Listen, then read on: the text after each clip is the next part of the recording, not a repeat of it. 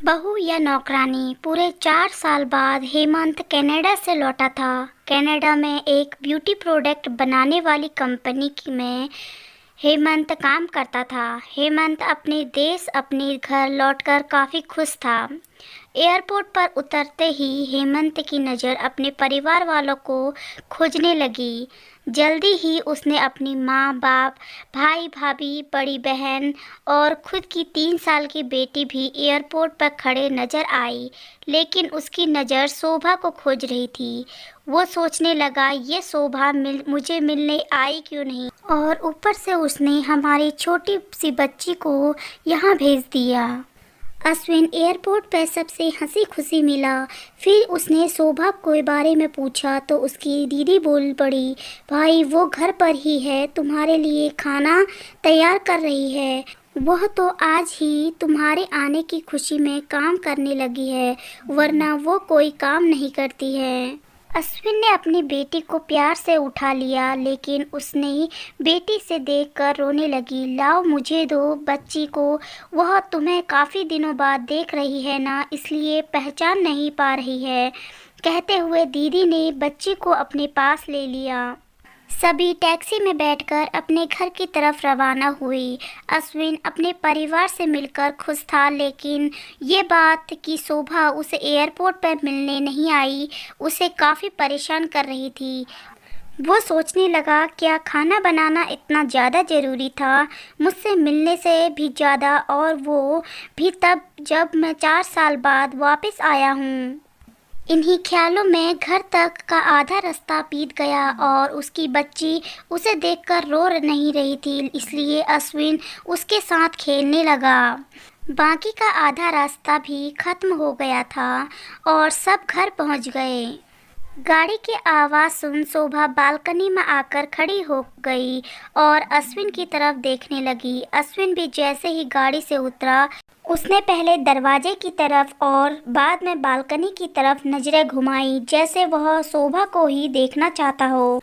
अश्विन से नजरें मिलते ही शोभा के चेहरे पर मुस्कान झलक पड़ी। अश्विन भी उसे देखकर हल्के से मुस्कुरा दिया।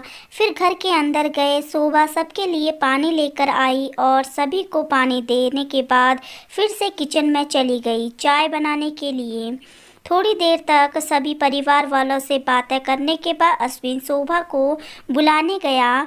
माँ ने उसे बीच में ही टोकते हुए कहा, रहने दो ना, किचन में थोड़ा काम कर लेने दो, बाद में अपने आप आ जाएगी। तुम बैठो यहाँ मेरे पास, वैसे भी कहाँ ज़्यादा काम करती है वह। अश्विन यही बात दूसरी बार शोभा के बारे में सुन रहा था। अब उसने सोचा कि मेरे परिवार वाले मुझसे झूठ थोड़ी बोलेंगे, हर दिन नहीं होगा उसको इतना काम, आज थोड़ा सा है, करने देते हैं, मैं बाद में उससे बात कर लूँगा। अश्विन अपने परिवार वालों से बातचीत करने में मग्न हो गया। एक के बाद एक रिश्तेदार और पड़ोसी अश्विन को मिलने आते रहे और शोभा को किचन से बाहर निकलने का समय ही नहीं मिला।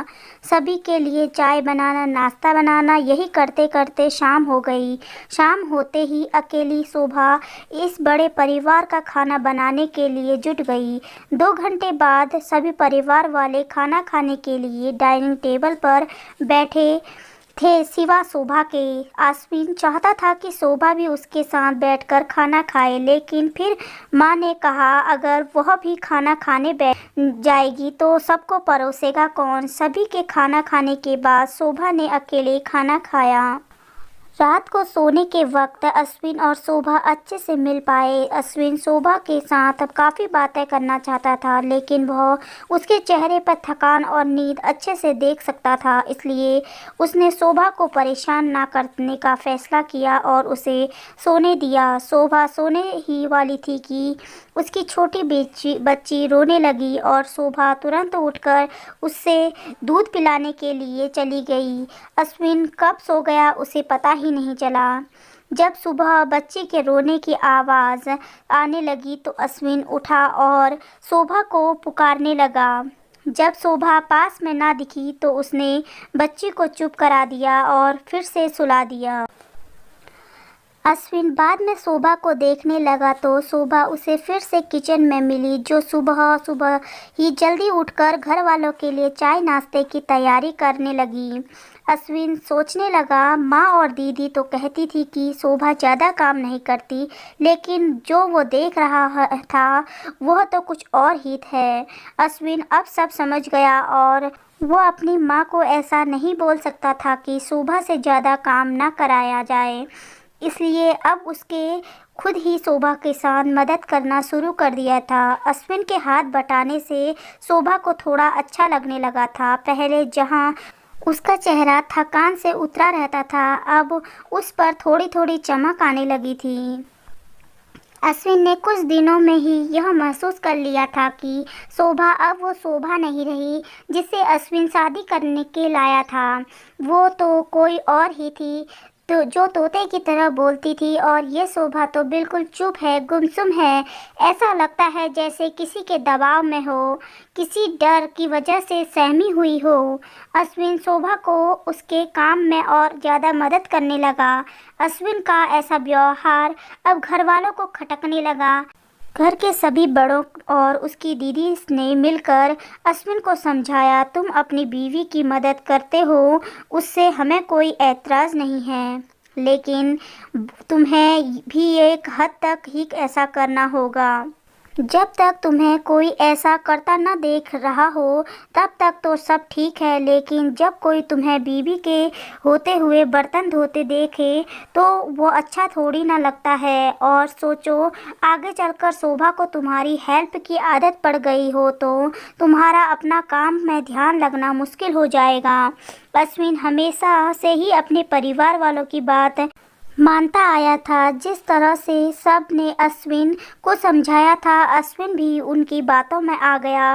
अब अश्विन शोभा की मदद करने से कतराता था। कभी कभार वह बच्ची के लिए दूध गर्म कर दिया करता था, उससे ज़्यादा और कुछ नहीं करता था। घर वालों ने अश्विन को विदेश जाने से मना कर दिया और कहा कि यहीं पर कुछ काम कर लो। अश्विन ने अब घर से ही ब्यूटी प्रोडक्ट ऑनलाइन बेचना शुरू कर दिए। उसका परिवार भी बढ़ गया। अब उसे 2 बेटियां और 1 बेटा था। दोनों बेटियां स्कूल जाने लगी थी, लेकिन बेटा अभी छोटा ही था। जितना अश्विन कमाता था उतना सबके लिए काफ़ी न था। काफ़ी सोच विचार करने के बाद अश्विन ने यह फैसला किया कि वह अब शोभा के साथ शहर में जाकर रहेगा, जहां पर शोभा भी कुछ काम कर पाएगी और वह घर से ही अपने ब्यूटी प्रोडक्ट बेचना शुरू रखेगा। इस तरह वे अपने पैसों के पूरा करेंगे। परिवार वालों ने भी अश्विन को इजाज़त दे दी। अश्विन चाहता था कि माँ भी उसके साथ रहे, लेकिन माँ को शहर में आना मंजूर न था। माँ बड़े भाई के साथ रहने लगी। शहर में अब शोभा नौकरी करती और अश्विन घर से ही ऑनलाइन अपने प्रोडक्ट बेचता। कई साल ऐसे ही बीत गए। शोभा घर का काम और बाद में बाहर का काम करते पहले से भी ज़्यादा थकी थकी रहने लगी। परिवार वालों ने अश्विन के दिमाग में डाली बातें अभी भी उस पर असर करती थी। वह यहाँ पर भी शोभा का हाथ नहीं बटाया करता था। अश्विन अब दिन रात अपने प्रोडक्ट बेचने में ही मसरूफ़ रहता। कभी कभी शोभा उससे कहती कि मुझे अच्छा नहीं महसूस हो रहा है, मुझे डॉक्टर के पास ले चलो, तो वह हाँ कर देता, लेकिन उसे अपने काम में इतना खो जाता कि कभी उसको डॉक्टर के पास ले ही नहीं जाता। शोभा तो बीमार थी, लेकिन एक बार अश्विन बहुत ज़्यादा बीमार हो गया। इतना बीमार हो गया कि उसे अस्पताल में भर्ती करवाना पड़ा। अस्पताल में अश्विन के पास सिर्फ शोभा थी और कोई नहीं। इतना बीमार होने के बाद भी उसके अपने परिवार वाले सिर्फ उससे मिलकर वापस घर चले गए। उसका सहारा बनने के लिए और उसकी तकलीफ बांटने के लिए वहाँ पर और कोई नहीं था। बिस्तर पर पड़े और शारीरिक तकलीफ़ों से गुजर रहे अश्विन को अपनों का ऐसा व्यवहार बहुत ही तकलीफ दे रहा था। फिर वह सोचता कि उसने भी तो शोभा के साथ ज़िंदगी भर यही तो किया। क्या वो शोभा का जीवन साथी सिर्फ नाम का ही था? जब साथ देने की बारी आती तो उसने दूसरों के बहकावे में आकर उसे किनारे कर दिया था। यहाँ तक कि शोभा के खुद अपने मुंह से कहने के बाद भी उसकी तकलीफ को वो नज़रअंदाज करता रहा था।